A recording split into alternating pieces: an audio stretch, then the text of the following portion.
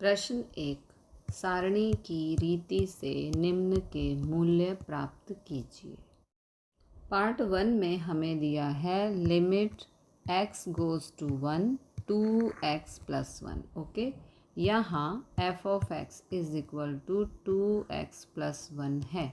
हम एक से अधिक, क्योंकि यहाँ पर x गोज़ टू 1 है, इसलिए हम एक के अधिक नज़दीकी x की कीमत लेकर निम्नानुसार सारणी तैयार करेंगे। हमें इस प्रकार टेबल बनानी है, तो सबसे पहले सीखते हैं टेबल बनेगी कैसे। तो इस प्रकार की टेबल बनाने के लिए हमें एक के नज़दीक की वैल्यू लेनी है। ओके, इधर हमने एक में से 0.1 कम किया है, इधर हमने एक में 0.1 को जोड़ा है। यहाँ माइनस करना है, यहाँ प्लस करना है एक के नज़दीक, क्योंकि हमें यहाँ पर x गोज़ टू 1 दिया है। ओके, तो इसलिए यहाँ पर एक में से एक पॉइंट कम किया, यहाँ पर एक में एक पॉइंट हमने जोड़ा। ओके, तो अब x की जगह यहाँ पर 0.9, इसको गुणा करके प्लस 1 करेंगे तो 2.8 आएगा। ओके, फिर x की जगह 1.1, इसको गुणा करेंगे और इसमें प्लस 1 करेंगे तो 3.2 आएगा। इस तरह से हमें टेबल बनानी है। अगली वैल्यू आप लेंगे 0.99, यानी कि x की जगह यहाँ 0.99 पुट करेंगे। अब 9 बढ़ाते जाएंगे। देखो, यहाँ 2 बार 9, यहाँ 3 बार 9, यहाँ 4 बार 9, इस तरह से ये चलता रहेगा। ओके, यहाँ पर ये यहाँ पे 1 था, फिर 0 1, फिर 0 0 1, फिर 0 0 1, इस तरह से ये चलता रहेगा और ये वैल्यूज़ आपको मिलती रहेंगी। तो इस तरह से बनेगी हमारी टेबल। सारणी पर से स्पष्ट है कि जब x का मूल्य बढ़ाने या घटाने पर 3 के अधिक पास आती है, तब f of x is equal to 3 के पास में जाती है। अर्थात जब x गोज़ टू 1 हो तब f ऑफ x 3 होता है। तो इसको हम लिखेंगे limit 2x plus 1 x goes to 1 is equal to 3। इसका मतलब सारणी से समझते हैं। देखो, जैसे जैसे हम यहाँ पर x का मान पुट करते हैं, तो जो हमारी वैल्यूज़ है, यहाँ पर हम घटा रहे हैं तो भी ये 3 के नज़दीक जाती जा रही है, और यहाँ पर हम प्लस करते हैं तो भी हमारी वैल्यू 3 के नज़दीक आती है। ओके, इसलिए यहाँ पर हमें लिखना है f of x is equal to 3 के पास जाती है। अर्थात जब x गोज़ टू 1 हो तब f of x goes to 3 होता है। 1 के नज़दीक की वैल्यू पुट करने पर f ऑफ x हमें 3 के नज़दीक वाली वैल्यूज़ मिलती हैं। पार्ट 2 में हमें दिया है limit x square minus 2x minus 3 x goes to 3 को गणना की सरलता के लिए फलन यानी कि f(x) के अंश और हर के सामान्य अवयव x माइनस 3 दूर करने के बाद लक्ष्य का मूल्य प्राप्त कर सकते हैं। हमें ये वैल्यू दी है, इस वैल्यू को हम फैक्टराइज कर सकते हैं। इसके फैक्टर्स होंगे x plus 1 x minus 3 upon में है x माइनस 3। x माइनस 3 से x माइनस 3 हो गया कैंसिल, तो यहाँ पर बच गया x प्लस 1। अब हम 3 की नज़दीक की x की कीमत लेकर निम्नानुसार सारणी बनाएंगे, क्योंकि यहाँ पर लिमिट हमें दी है x गोज़ टू 3। ओके, तो इस तरफ हम 3 में से, क्योंकि देखो x गोज़ टू 3 हमें दिया है, तो इस तरफ हम 3 में से एक पॉइंट घटाएंगे तो 2.9, इस तरफ हम 3 में 0.1 प्लस करेंगे तो 3.1, यानी कि एक बार x की जगह हम 2.9 पुट करेंगे, फिर दूसरी बार x की जगह 3.1 पुट करेंगे। तो अब यहाँ पर हम इस प्रकार टेबल बनाएंगे। f ऑफ x है यहाँ पर x प्लस 1, ये वाला। ओके, अब क्योंकि x गोज़ टू 3 दिया है तो इस तरफ हम एक पॉइंट माइनस करेंगे 3 में से तो आएगा 2.9। तो x की जगह 2.9 प्लस 1 ये आ गया 3.9 ये वाला। ओके, अब इस तरफ हम प्लस करेंगे 0.13 में तो ये 3.1 बन जाएगा, यानी कि x की जगह 3.1 पुट करेंगे।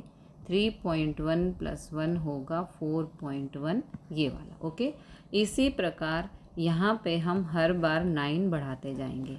एक बार 9, 2 बार 9, 3 बार 9, 4 बार 9 और यहाँ पर इसी प्रकार 0 1 0 0 1 0 0 0 1 इस तरह से ये चलता रहेगा। ओके, सारणी पर से स्पष्ट है कि जब x का मूल्य में कमी या वृद्धि करने पर के अधिक समीप लाया जाए तब f ऑफ x का मूल्य 4 के समीप जाता है। देखो यहाँ पर f ऑफ x का मान 4 के नज़दीक है और यहाँ पर भी f ऑफ x का मान 4 के अधिक है, यानी कि x के मूल्य में कमी।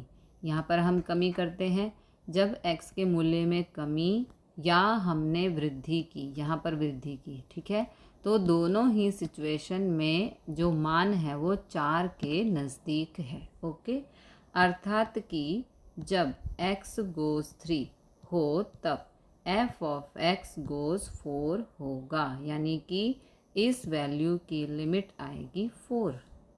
पार्ट 3 में हमें दिया है limit 2x² plus 3x minus 14 upon में x minus 2 and x goes to. Okay, तो इस वैल्यू को गणना की सरलता के लिए फलन यानी कि f ऑफ x के अंश और हर के सामान्य अवयव x माइनस 2 को दूर करने के बाद लक्ष्य का मूल्य प्राप्त कर सकते हैं।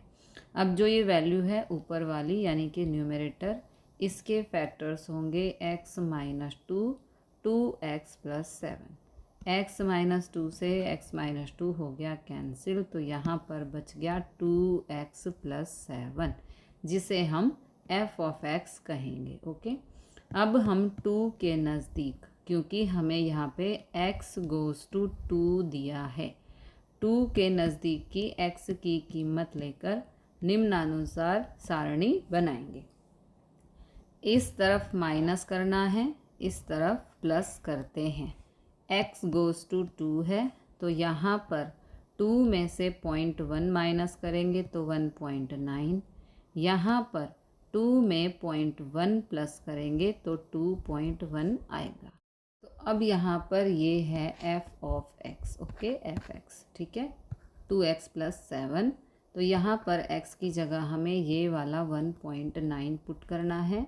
2 से गुणा करेंगे, जो आंसर आएगा उसमें प्लस 7 करेंगे तो 10.8 आएगा। ओके, नेक्स्ट 2x प्लस 7, अब यहाँ पर पुट करेंगे x की जगह 2.1, इन दोनों को गुणा करके प्लस 7 करेंगे 11.2 आएगा।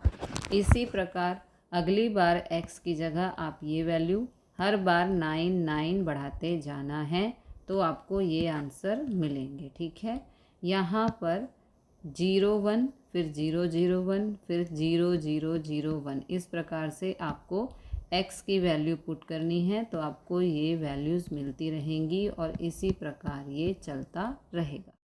इस प्रकार सारणी पर से स्पष्ट है कि जब x का मूल्य बढ़ाने या घटाया जाए तब लक्ष्य की कीमत 11 के पास आती है। ये सभी वैल्यूज़ 11 के नज़दीक हैं और ये सभी वैल्यूज़ भी 11 के नज़दीक हैं, अर्थात x गोज़ टू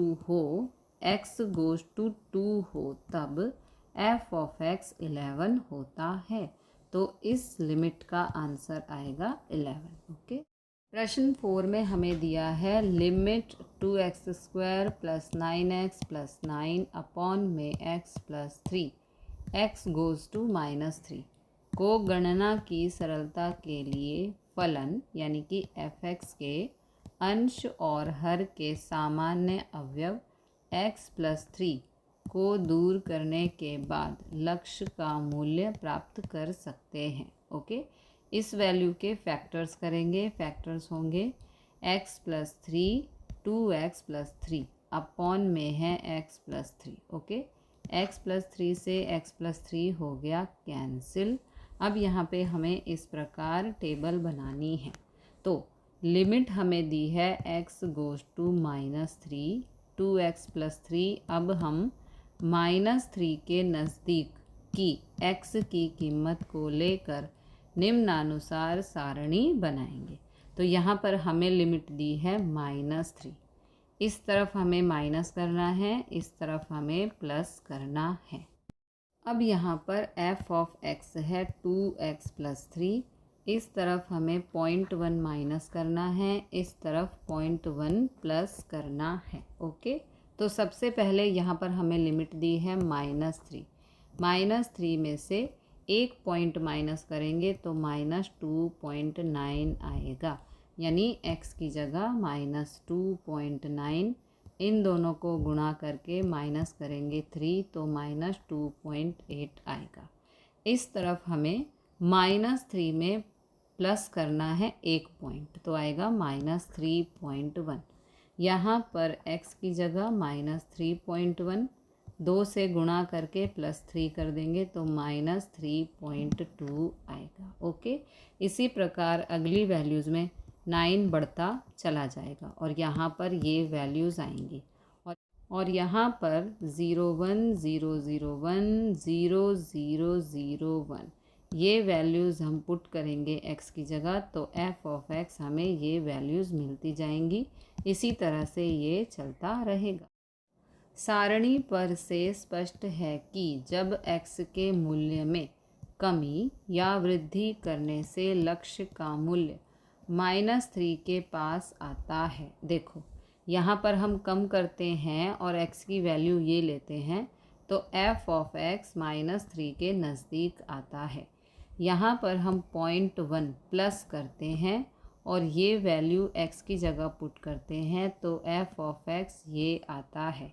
तो आप देख सकते हैं सभी वैल्यू -3 के पास की हैं, ये सभी वैल्यू और ये सभी वैल्यू भी, अर्थात x गोज़ टू -3 हो तब f ऑफ x भी -3 होता है। तो इस लिमिट का आंसर है -3। पार्ट 5 में हमें दिया है limit x goes to 2x। Okay, यहाँ f of x is equal to x है। हम 2 के अधिक नज़दीकी x की कीमत लेकर निम्नानुसार सारणी तैयार करेंगे। ओके, क्योंकि x गोज़ टू 2 है इसलिए 2 के अधिक नज़दीकी x की वैल्यू हमें लेनी है। इस तरफ हम 2 में से 0.1 माइनस करेंगे और यहाँ 2 में 0.1 प्लस करेंगे। ओके, तो स्टार्ट करते हैं सारणी बनाना। तो यहाँ पर f ऑफ x है x। ओके, और लिमिट है x गोज़ टू 2। तो इस तरफ 2 में से 0.1 माइनस करेंगे, यहाँ पर 2 में 0.1 प्लस करेंगे। ओके, तो यहाँ पर क्योंकि f ऑफ x बराबर x है तो x का मान 1.9 रखेंगे तो यही नंबर आएगा। ओके, तो f ऑफ x आ गया 1.9। फिर यहाँ पर f ऑफ x बराबर x है। अब यहाँ पर हमें 2 में 0.1 को प्लस करना है तो क्या हो जाएगा 2.1, तो x की जगह 2.1 रखेंगे तो सेम ही आंसर आएगा, यानी कि 2.1 ही आएगा। अब नेक्स्ट में यहाँ पे देखो 9 बढ़ाते जाओ, ठीक है, तो यहाँ तो सेम ही आंसर आएंगे क्योंकि f ऑफ x बराबर x ही है। तो x के जो भी मान हम यहाँ पर पुट करेंगे हमें ये ही वैल्यूज़ मिलती जाएंगी। इसी प्रकार यहाँ पर भी सेम वैल्यूज़ ही हमें मिलेंगी। यहाँ पर 1 था, यहाँ 0 1, यहाँ 0 0 1, यहाँ 0 0 0 1। ओके, तो इस तरह से f ऑफ x की सेम वैल्यूज़ ही आएंगी। सारणी पर से स्पष्ट है कि जब x का मूल्य में कमी या वृद्धि करने से लक्ष्य का मूल्य 2 के पास आता है। देखो ये सभी वैल्यूज़ 2 के नज़दीक की हैं और ये सभी वैल्यू भी 2 के नज़दीक की हैं, अर्थात x गोज़ टू 2 हो तब f ऑफ x बराबर 2 होगा। तो यहाँ पर आंसर आएगा 2।